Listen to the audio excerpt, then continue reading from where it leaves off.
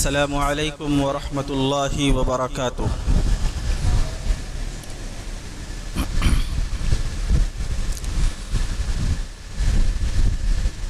الحمد للہ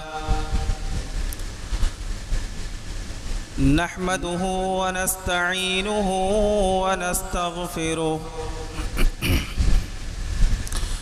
ونؤمن به ونتوکل علیہ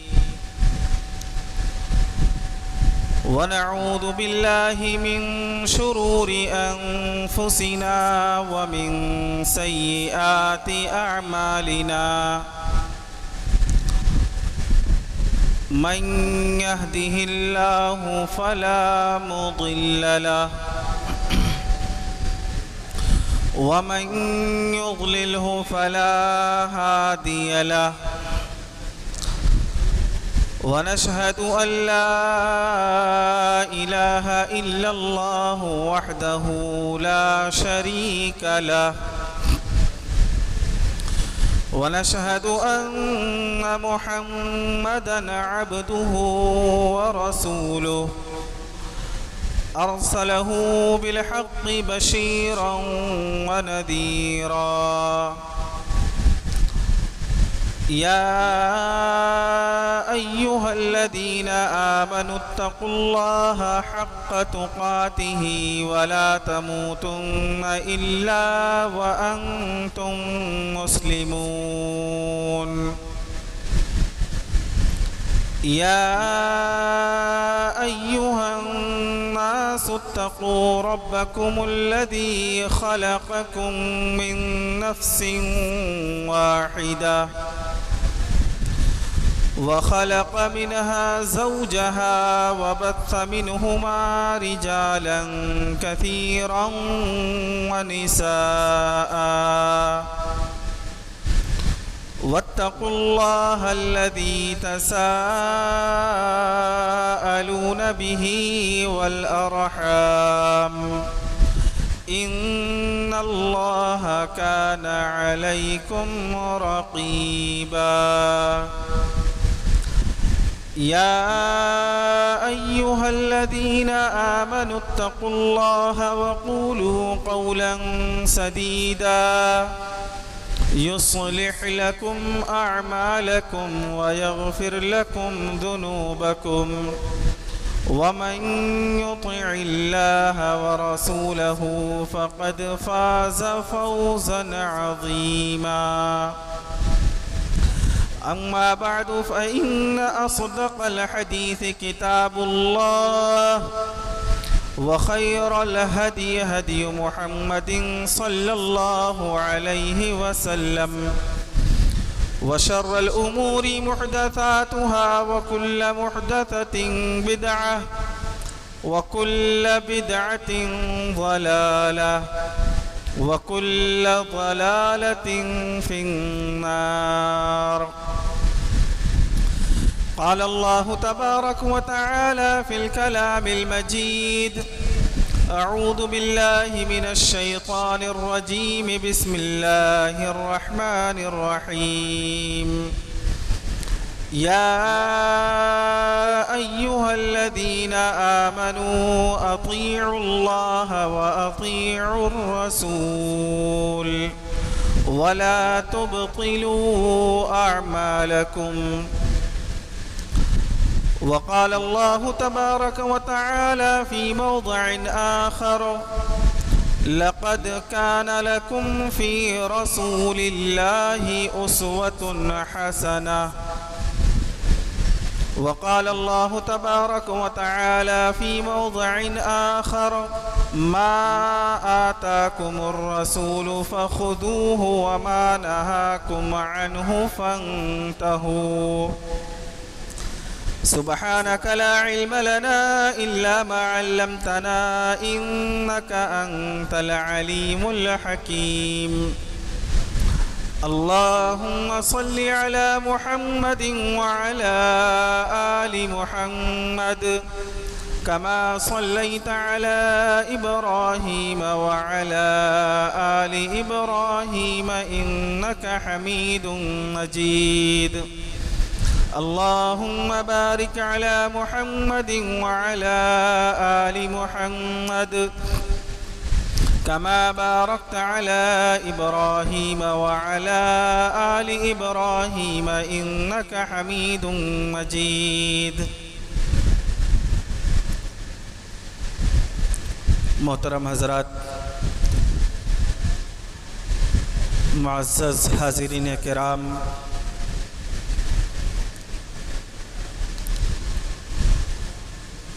آج کے اس اجلاس عام میں آپ حضرات کے سامنے جس موضوع پر ہمیں گفتگو کرنے کا حکم ہوا ہے وہ ہے نبی اکرم صلی اللہ علیہ وسلم کی سنتوں کے مخالفت کے نقصانات. اس تعلق سے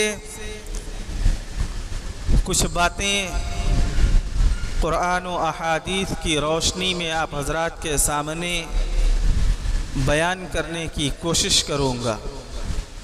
اللہ تبارک و تعالی سے دعا ہے کہ الہ العالمین ہمیں کہنے سننے سے زیادہ اس پر عمل کرنے کی توفیق عطا فرمائے.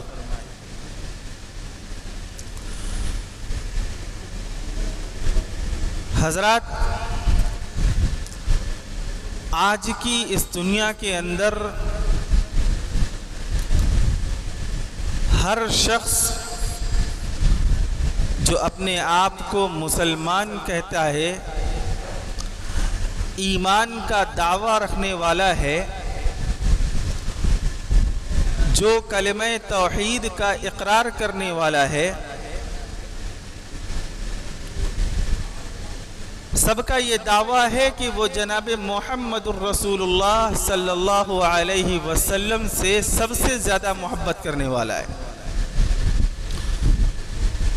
اور ہر شخص، ہر گروہ، ہر جماعت نبی اکرم صلی اللہ علیہ وسلم سے اپنی محبت کو اپنے اپنے طریقے سے ظاہر کرتی ہے، جتلاتی ہے، بتلاتی ہے کہ وہ نبی اکرم صلی اللہ علیہ وسلم سے سب سے زیادہ محبت کرنے والے لوگ ہیں.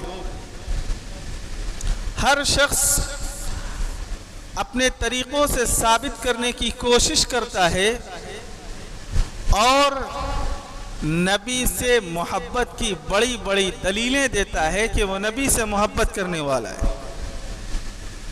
لیکن ہمارے یہاں محبتوں کے دعوے نبی اکرم صلی اللہ علیہ وسلم سے بہت زیادہ ہیں، مگر دلیل ایک بھی نہیں ہے.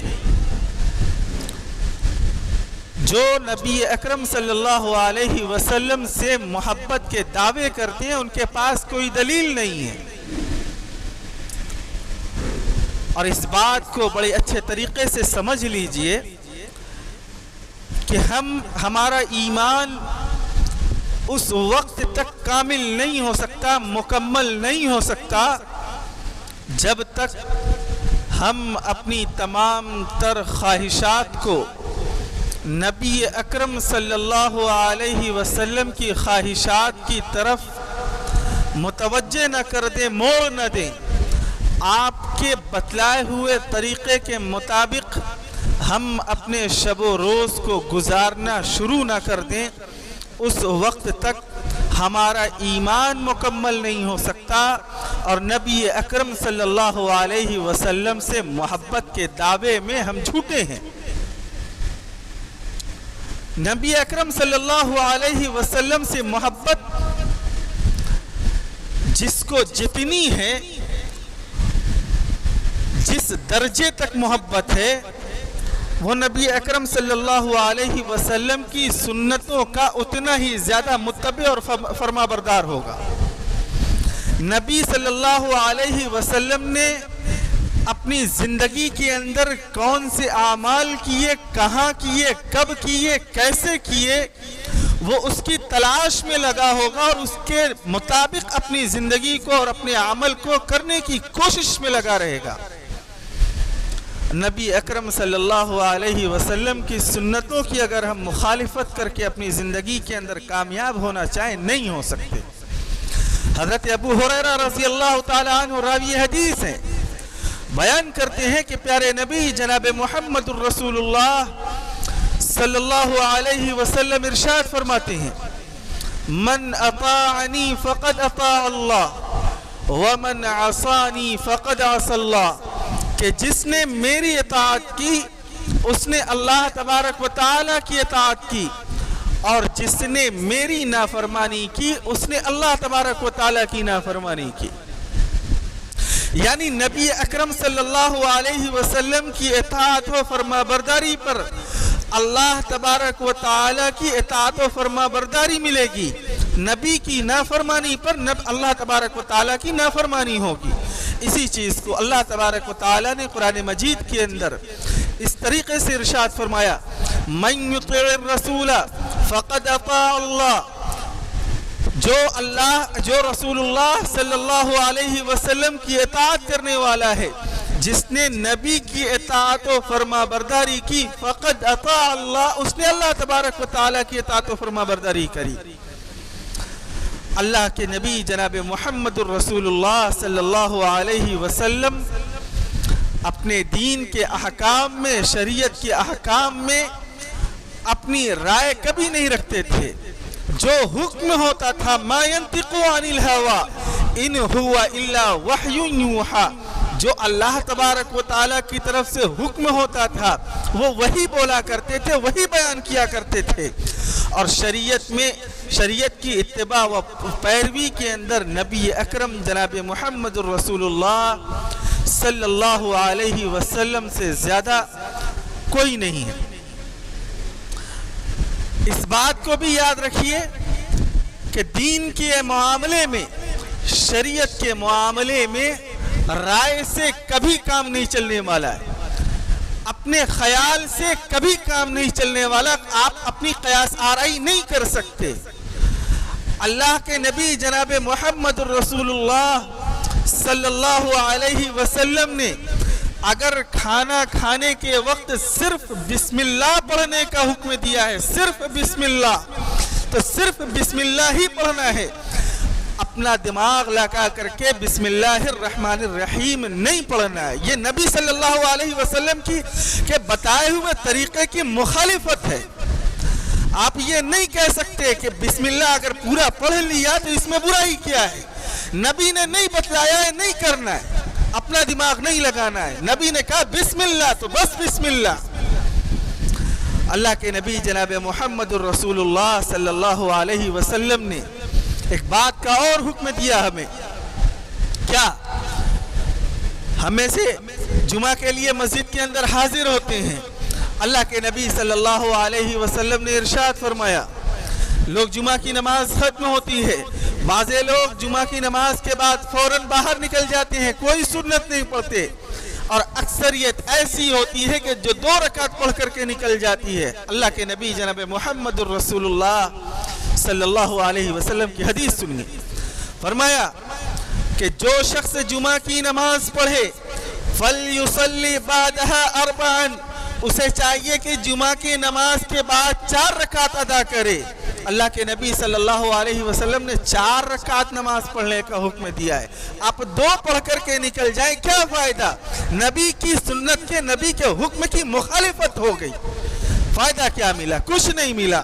اللہ کے نبی جناب محمد الرسول اللہ صلی اللہ علیہ وسلم سے محبت کرنے والے صحابہ اکرام تھے، آپ کے بعد کے حضرات تھے، تبع تابعین حضرات تھے، حضرت سالم بن عبداللہ بن عمر رضی اللہ تعالیٰ، حضرت عمر رضی اللہ تعالیٰ عنہ کے پوتے ہیں حضرت سالم، مدینہ سے مکہ کا سفر کر رہے ہیں، اور راستے میں کئی جگہوں کو ڈھونڈ کر تلاش کر کے انہوں نے وہاں پر نماز ادا کی۔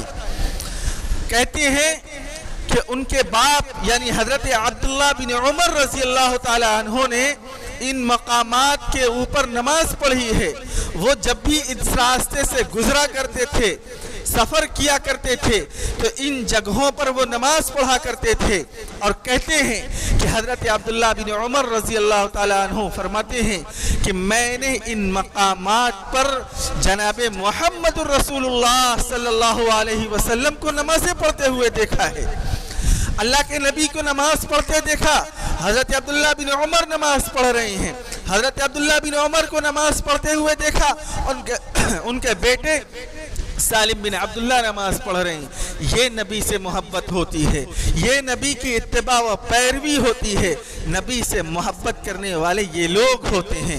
ہم میں سے بعض لوگ اور بہت سارے لوگ ایسے ہیں جو اپنے طریقوں سے نبی سے محبت کے دعوے کرتے ہیں، حالانکہ وہ اپنے دعوے کے اندر بالکل کھوکھلے ہیں، جھوٹے ہیں.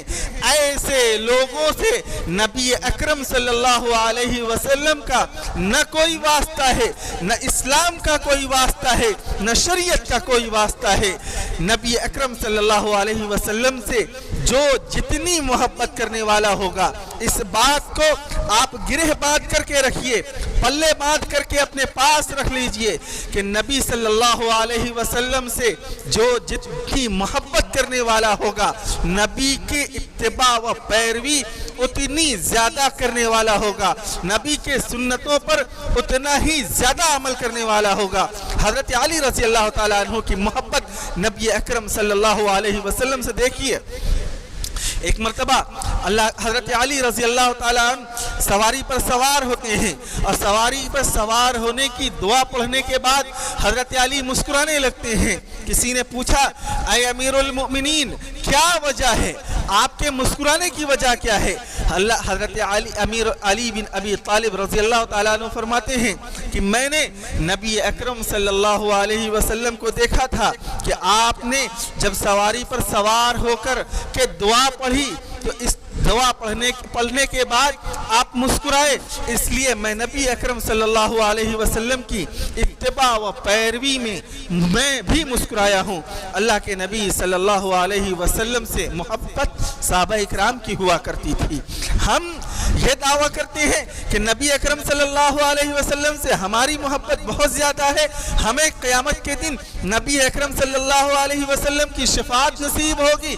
نہیں، آپ اپنے آپ کو اس پہلو پر رکھ کر کے، اس ترازو پر رکھ کر کے تولیے اور ناپیے کہ آپ نبی اکرم صلی اللہ علیہ وسلم سے اپنی محبت کے دعوے کے اندر کتنے سچے ہیں. آپ اس وقت نبی اکرم صلی اللہ علیہ وسلم سے محبت کے اپنے دعوے کے اندر سچے ہو سکتے ہیں جب نبی اکرم صلی اللہ علیہ وسلم کے بتائے ہوئے طریقے کے مطابق زندگی گزاریں، آپ کے بتائے ہوئے طریقے کے مطابق آپ چلیں، آپ کا شب و روز نبی اکرم صلی اللہ علیہ وسلم کی سنتوں کے مطابق گزرنے والا ہو. نبی کی معیت کب ملے گی؟ پیارے نبی صلی اللہ علیہ وسلم خود فرماتے ہیں من احب سنتی فقد احبنی ومن احبنی کان معی فی الجنہ، کہ جو میری سنتوں سے محبت کرنے والا ہوگا. نبی اکرم صلی اللہ علیہ وسلم کی یہ سنت نہیں ہے کہ آپ نعرے بازی کریں، آپ جلوس نکالیں اور نبی سے محبت کا دعویٰ کریں. یہ شریعت نہیں ہے، یہ بالکل جھوٹا اور کھوکھلا دعویٰ ہے نبی اکرم صلی اللہ علیہ وسلم سے محبت کا. اگر نبی سے محبت ہے تو نبی کی سنتوں سے محبت ہونی چاہیے. اللہ کے نبی فرماتے ہیں من احبنی من احب سنتی فقد احبنی، جو میری سنتوں سے محبت کرنے والا ہے وہ مجھ سے محبت کرنے والا ہے. ومن احبنی کان معی فی الجنہ، اور جو شخص مجھ سے محبت کرنے والا ہے وہ قیامت کے دن جنت میں میرے ساتھ ہوگا. نبی اکرم صلی اللہ علیہ وسلم کی سنتوں کی مخالفت کا کیا نقصان ہونے والا ہے، کیا نقصان ہوگا؟ اللہ تبارک و تعالی قرآن مجید کے اندر ارشاد فرماتا ہے فَلَا وَرَبِّكَ لَا يُؤْمِنُونَ حَتَّى يُحَكِّمُوكَ فِي مَا شَجَرَ بَيْنَهُمْ ثُمَّ لَا يَجِدُوا فِي أَنفُسِهِمْ حَرَجًا مِّمَّا قَضَيْتَ وَيُسَلِّمُوا تَسْلِيمًا، کہ نبی اکرم صلی اللہ علیہ وسلم سے اللہ تبارک و تعالیٰ کہہ رہا ہے پس نہیں، تیرے رب کی قسم ہے فَلَا وَرَبِّكَ لَا يُؤْمِنُونَ، کہ تیرے رب کی قسم ہے. اللہ تبارک و تعالیٰ کوئی بات یوں ہی کہہ دے وہ دلیل ہے، وہ مدلل ہے، وہ حق ہے، لیکن اللہ تبارک و تعالیٰ یہاں پر قسم کھا رہا ہے کہ تیرے رب کی قسم ہے. نبی اکرم صلی اللہ علیہ وسلم کو مخاطب کر رہا اللہ تبارک و تعالیٰ، تیرے رب کی قسم ہے. لا یؤمنون حتی یحکموک فیما شجر بینہم، کہ لوگ اس وقت تک کامل مومن نہیں ہو سکتے، ایمان والے نہیں ہو سکتے، اپنے ایمان کے دعوے کے اندر اس وقت تک لوگ جھوٹے ہیں جب تک آپ کو اپنا حاکم نہ تسلیم کر لیں. وہ معاملہ چاہے وہ کسی بھی طرح کا ہو، دین کا معاملہ ہو، چاہے دنیا کا معاملہ ہو، چاہے وہ کسی بھی گھریلو معاملات ہو، آپسی معاملات ہو، عائلی معاملات ہو، چاہے وہ کسی بھی قسم کا معاملہ ہو، ہر معاملے کے اندر نبی اکرم صلی اللہ علیہ وسلم کو اپنا حاکم تسلیم کرنا ہوگا کہ یہ معاملہ پیش آیا ہے. اس معاملے میں پیارے نبی جناب محمد رسول اللہ صلی اللہ علیہ وسلم کا کیا حکم ہے، کیا فرمان ہے. اللہ تبارک و تعالیٰ فرما رہا ہے کہ اگر آپ کو لوگ اپنا حاکم تسلیم نہیں کر رہے ہیں تو مومن نہیں ہو سکتے.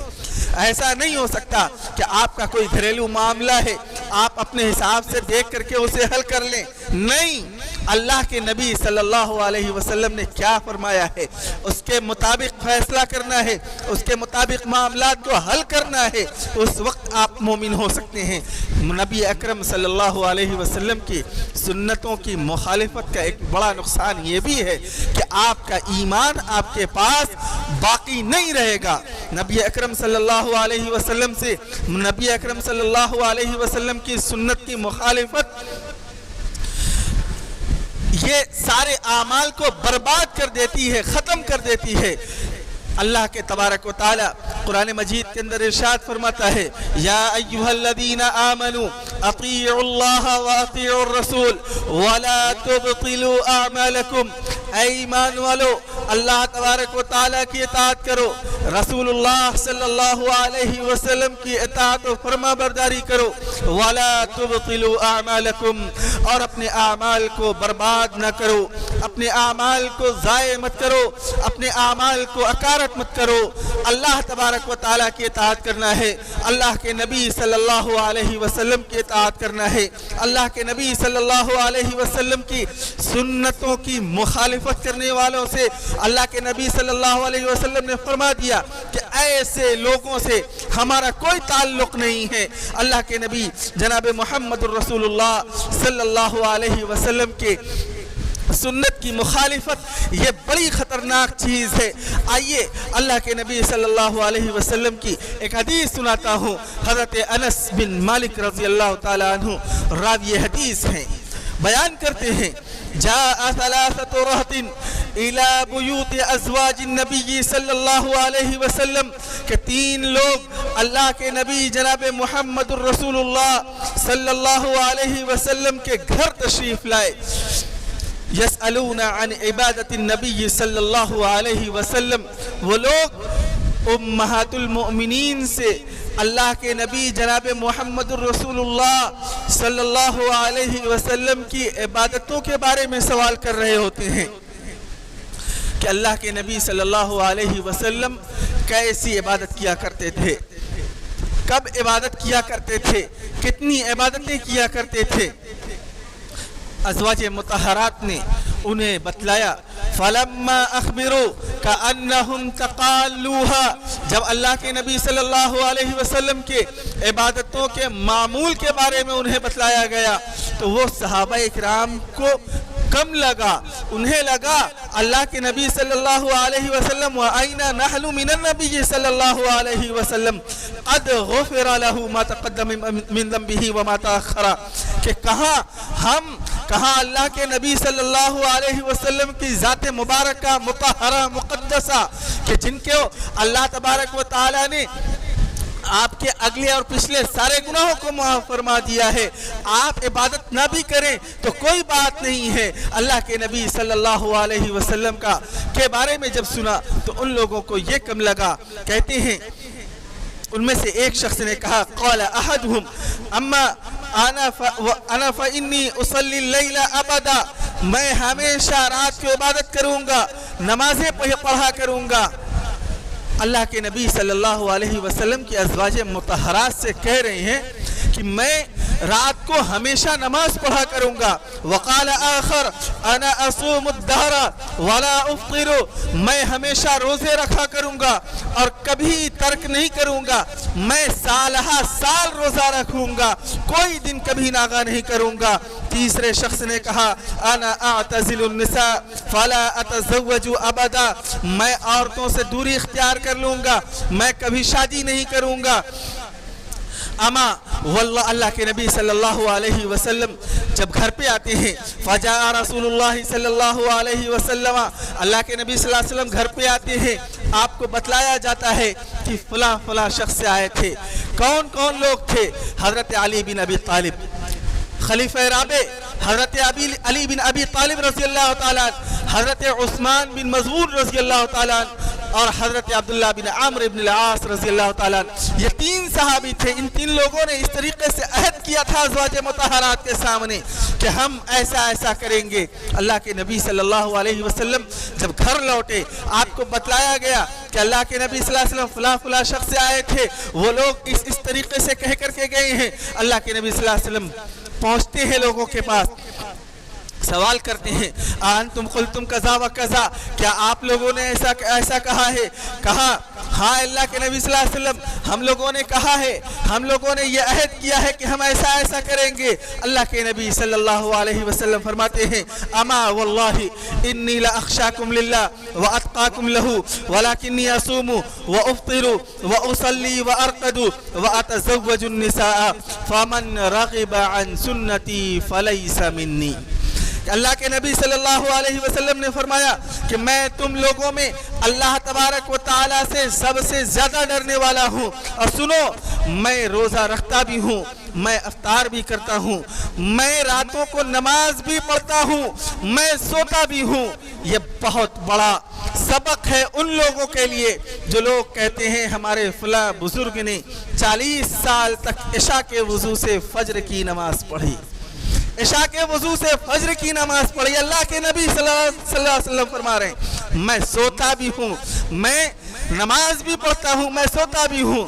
اللہ کے نبی کہتے ہیں میں نے شادی بھی کی ہے، میں عورتوں سے ملتا بھی ہوں۔ لوگ بڑے فخر سے بیان کرتے ہیں فلاں بزرگ نے عورتوں سے دوری اختیار کر لی تھی، انہوں نے شادی نہیں کی۔ یہ اللہ کے نبی صلی اللہ علیہ وسلم کی سنت کی مخالفت ہے۔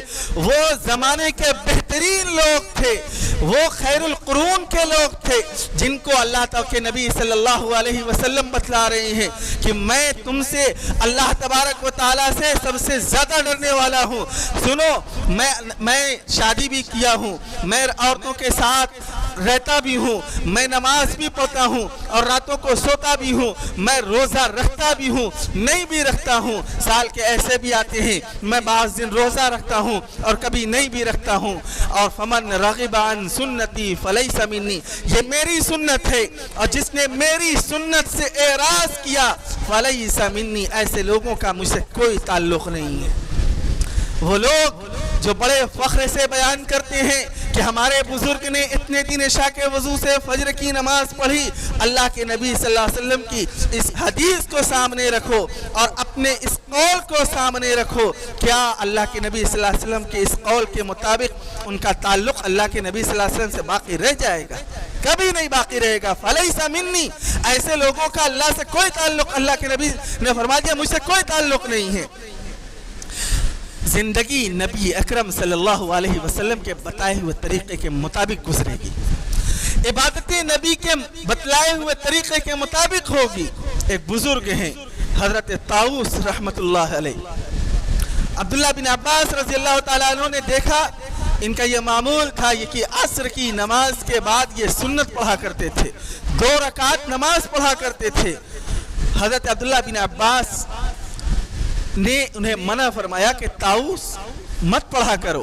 اللہ کے نبی صلی اللہ علیہ وسلم نے عصر کے بعد نفل نمازوں سے منع فرمایا ہے، یعنی عصر کے بعد کوئی نماز نہیں ہے۔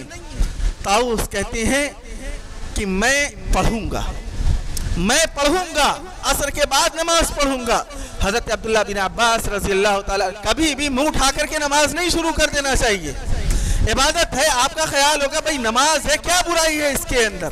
نہیں, بتلائے ہوئے وقت کے میں ہونا چاہیے, نبی کے بتلائے ہوئے وقت میں ہونا چاہیے, اور نبی کے بتائے ہوئے طریقے کے مطابق ہونا چاہیے, ورنہ وہ عبادتیں باعث اجر نہیں باعث ہلاکت بن جائیں گی. حضرت عبداللہ بن عباس نے طاؤس سے کیا کہا؟ میرا خیال ہے کہ تمہیں ان 2 رکعتوں پر ثواب نہیں ملے گا, بلکہ ان 2 رکعتوں کے کرنے پڑھنے پر تمہیں گناہ ملے گا, تمہیں سزا ہوگی. کیوں؟ اس لیے کہ یہ نبی اکرم صلی اللہ علیہ وسلم کی مخالفت ہے, نبی اکرم صلی اللہ علیہ وسلم کی مخالفت ہے. فجر کی نماز ہو رہی ہوتی ہے, اللہ کے نبی صلی اللہ علیہ وسلم نے فرمایا کہ جب فرض نماز کی اقامت کر دی جائے, اقامت ہو جائے تو کوئی نماز نہیں ہے. فجر کی جب اقامت ہو جائے تو کوئی نماز نہیں ہے, فرض نماز کی جب اقامت ہو جائے تو کوئی نماز نہیں ہے. ہمارے یہاں آپ دیکھیں گے کہ بہت سارے لوگ ایسے ہیں, نماز کھڑی ہوتی ہے, امام نماز کا فرض نماز ہو رہی ہوتی ہے, اور لوگ آتے ہیں فرض چھوٹ جائے سنت نہ چھوٹے, پہلے وہ سنت پڑھیں گے. نبی اکرم صلی اللہ علیہ وسلم کی سنت کی مخالفت ہے میرے دوستو, نبی اکرم صلی اللہ علیہ وسلم کی سنت کی مخالفت ہے. نبی کا قول, نبی کا فعل, نبی کی تقریر, نبی نے جو کر کے دکھلایا وہ سنت ہے. نبی نے جس چیز کے بارے میں کہہ دیا, جس چیز کے بارے میں حکم دیا وہ سنت ہے. نبی کے سامنے جو کام کیا گیا اور نبی نے اس پر نکیر نہیں کی وہ حدیث ہے اور وہ سنت ہے.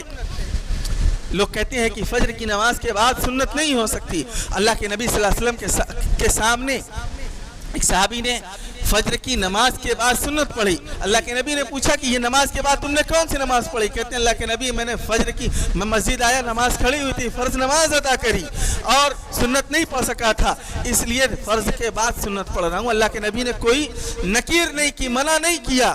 لہٰذا اگر فجر کے وقت آپ آئیں, یہ خیال ہے کہ پہلے ہی سنت پڑھنا ہے تو نماز کے کھڑے ہونے سے پہلے آپ مسجد کے اندر آئیں اور سنت پڑھیں. ورنہ اگر مسجد کے اندر داخل ہو رہے ہیں, فرض نماز کھڑی ہو چکی ہے چاہے وہ کسی بھی وقت کی ہو, تو نماز کے اندر داخل ہوں گے, نہ کہ آپ کھڑے ہو کر کے سنت پڑھیں.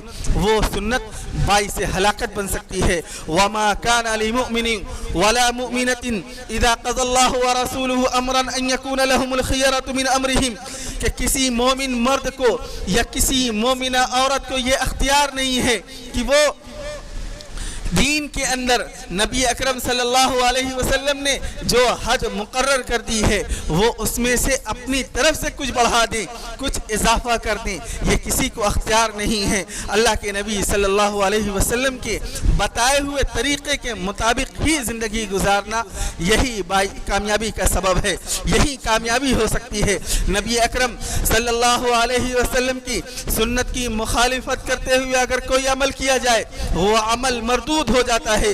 نبی اکرم صلی اللہ علیہ وسلم کی سنتوں پر اور آپ کی اطاعت سے جہاں اعمال کو شرف قبولیت ملتی ہے, وہیں نبی اکرم صلی اللہ علیہ وسلم کی نافرمانی سے, آپ کے بتائے ہوئے طریقے کی مخالفت کرنے سے اعمال برباد ہو جایا کرتے ہیں, نیک اعمال برباد ہو جایا کرتے ہیں, اور وہ اعمال چاہے کتنا ہی خوب کیوں نہ ہو. اللہ کے نبی جناب محمد الرسول اللہ صلی اللہ علیہ وسلم کے بتائے ہوئے طریقے کے مطابق ہر حال میں زندگی گزارنا ہے. نبی نے جو بتلا دیا, جتنا بتلا دیا, جو کر کے دکھلا دیا, اسی کے مطابق زندگی گزارنا ہے. یا ایھا الذین آمنوا اطیعوا اللہ واطیعوا الرسول ولا تبطلوا اعمالکم. اے ایمان والو, اللہ اور اس کے رسول کی اطاعت کرو اور اللہ کی اور رسول کی اطاعت سے منہ کو نہ موڑ کر کے اپنے اعمال کو ضائع و برباد نہ کرو. یہی وجہ ہے کہ حضرت عائشہ رضی اللہ تعالیٰ عنہ بیان کرتی ہیں, پیارے نبی جناب محمد الرسول اللہ صلی اللہ علیہ وسلم ارشاد فرماتے ہیں, من عمل عملا لیس علیہ امرنا فہو رد, کہ جس نے کوئی ایسا عمل کیا جس پر ہمارا کوئی حکم موجود نہ ہو تو وہ عمل مردود ہے, وہ ضائع ہے, وہ برباد ہے، وہ ہلاک کر دینے والا اعمال ہے۔ اگر کوئی اعمال نبی کے بتائے ہوئے طریقے کے خلاف کیا جا رہا ہے، ایسا کوئی عمل کیا جا رہا ہے جس کا کوئی ثبوت نبی اکرم صلی اللہ علیہ وسلم سے، صحابہ اکرام سے نہیں ملتا ہے، وہ اعمال برباد کر دینے والا ہے۔ چاہے وہ اعمال کتنا ہی بہتر، کتنا ہی خوبصورت کیوں نہ معلوم ہو، اگر وہ اعمال وہ اللہ اور اس کے رسول کی اطاعت سے باہر ہے تو وہ رائے گاں ہے۔ ہم میں سے لوگ، ہمارے سماج اور معاشرے کے اندر لوگ ایسے اعمال کریں گے، ہم میں سے بعض لوگ ایسے ہیں وہ سمجھتے ہیں شاید یہ دین ہو، کہیں نہ کہیں اس کا ثبوت ہوگا، تبھی تو اتنی بڑی جماعت جو یہ کر رہی ہے کہیں نہ کہیں اس کا ثبوت ہوگا۔ نہیں، تلاش کہیں نہیں ہے۔ وہ اعمال جو جلوس کی شکل میں آپ کے سامنے آتے ہیں، لوگ نکالتے ہیں اور کس طرح طرح کے غیر شرعی اعمال کیے جاتے ہیں، ان کا کوئی ثبوت شریعت سے نہیں ہے۔ وہ بنا کر کے زین لہم الشیطان اعمالہم، شیطان نے ان کے اعمال کو خوبصورت بنا کر کے ان کے سامنے پیش کیا ہے اور اسی کو وہ دین سمجھ رہے ہیں، اسی میں لگے ہوئے ہیں۔ حالانکہ اللہ کے نبی جناب محمد الرسول اللہ صلی اللہ علیہ وسلم کا ان اعمال کے اوپر کوئی حکم نہیں ہے، لہذا وہ اعمال مردود ہیں۔ اللہ کے نبی صلی اللہ علیہ وسلم کی مخالفت اطاعت رسول سے اطاعت رسول، جہاں ایک طرف اللہ تبارک و تعالیٰ کی جہاں سے ہدایت ملتی ہے، ہدایت کی علامت ہے، وہیں پر نبی اکرم صلی اللہ علیہ وسلم کی نافرمانی، آپ کی معصیت گمراہی کی پہچان اور نشانی ہے۔ اللہ تبارک و تعالیٰ قرآن مجید کے اندر ارشاد فرماتا ہے وَمَن يَعْصِ اللَّهَ وَرَسُولَهُ فَقَدْ ضَلَّ ضَلَالًا مُبِينًا، جو اللہ اور اس کے رسول کی نافرمانی کرے تو تحقیق کہ وہ گمراہ ہو گیا اور وہ واضح گمراہ ہونا۔ اللہ کے نبی صلی اللہ علیہ وسلم کی اطاعت و فرما برداری سے منہ پھیر لے، اللہ کے نبی نے جو طریقہ بتلایا اس طریقے سے ہٹ کر کے زندگی کو گزارے۔ اللہ تبارک و تعالیٰ نے فرمایا کہ ایسا شخص گمراہ ہے اور ایسے شخص کو کوئی ایسا شخص گمراہ ہے۔ اطاعت رسول کی وجہ سے جہاں انسان کو اس دنیا کے اندر اللہ تبارک و تعالی شرف و عزت عطا کرتا ہے، اسے لوگوں کے اندر مقبول بناتا ہے، وہیں پر اللہ کے نبی جناب محمد الرسول اللہ صلی اللہ علیہ وسلم کی معصیت اور آپ کی نافرمانی کا سب سے بڑا نقصان یہ ہوتا ہے کہ نبی کی نافرمانی کی وجہ سے ایک انسان اس جہان اور اس جہان میں، یعنی اس دنیا کے اندر اور آخرت میں بھی ذلیل و رسوا ہو جاتا ہے۔ آج اس جہان میں سب سے زیادہ جو قوم ذلت و رسوائی کا شکار ہے وہ مسلمان قوم ہے۔ کیوں ہے کہ اس کی سب سے بڑی وجہ یہ ہے کہ ہم نے نبی اکرم صلی اللہ علیہ وسلم کی معصیت میں، اللہ تبارک و تعالیٰ کی نافرمانی میں اپنی زندگی کو گزار رہے ہیں۔ اور اس بات کا اعلان اللہ تبارک و تعالیٰ قرآن مجید کے اندر ارشاد فرماتا ہے ان الذین یحادون اللہ ورسولہ اولئک فی الاذلین۔ ہم اپنی ذلت و رسوائی کے اسباب کو قرآن مجید کے اندر تلاش کریں۔ ہم اس دنیا کے اندر برباد کیوں ہیں، ہلاک کیوں ہیں، ہماری کوئی عزت نہیں ہے، لوگ دشمن قومیں ہمارے اوپر ٹوٹ پڑی ہوئی ہیں، کیوں ہیں؟ اس کی وجہ ہم قرآن مجید کے اندر تلاش کریں۔ اللہ تبارک و تعالیٰ ارشاد فرماتا ہے ان الذین یحادون اللہ ورسولہ اولئک فی الاذلین، بے شک جو لوگ اللہ کی اور اس کے رسول کی مخالفت کرتے ہیں تو یہی وہ لوگ ہیں جو سب سے زیادہ ذلیل لوگ ہیں، جو دنیا و آخرت کے اندر رسوا و ذلیل ہیں، ان کا کوئی پرسان حال نہیں ہے۔ اللہ کے نبی جناب محمد الرسول اللہ صلی اللہ علیہ وسلم نے اس بات کو اپنے انداز میں اس طریقے سے فرمایا وَجُعِلَتِ الذِّلَّةُ وَالصِّغَارُ مَنْ خَالَفَ أَمْرِي، ذلت و رسوائی ہر اس انسان اور ہر اس قوم کے لیے مقرر ہے جس نے میری نافرمانی کی، جس نے نبی اکرم صلی اللہ علیہ وسلم کی نافرمانی کی، ایسے شخص کے لیے ذلت و رسوائی ہے، دنیا کے اندر بھی اور آخرت کے اندر بھی۔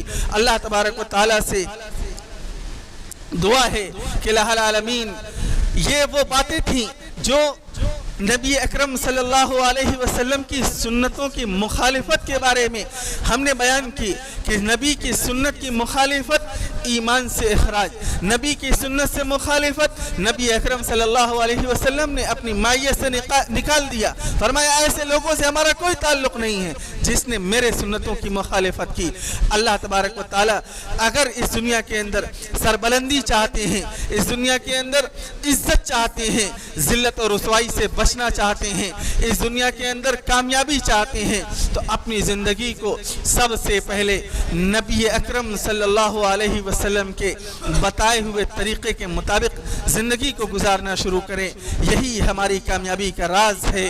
اللہ تبارک و تعالیٰ سے دعا ہے کہ الہ العالمین ہمیں کہنے سننے سے زیادہ اس پر عمل کرنے کی توفیق عطا فرمائے۔ وآخر دعوانا ان الحمد للہ رب العالمین، والسلام علیکم ورحمۃ اللہ وبرکاتہ۔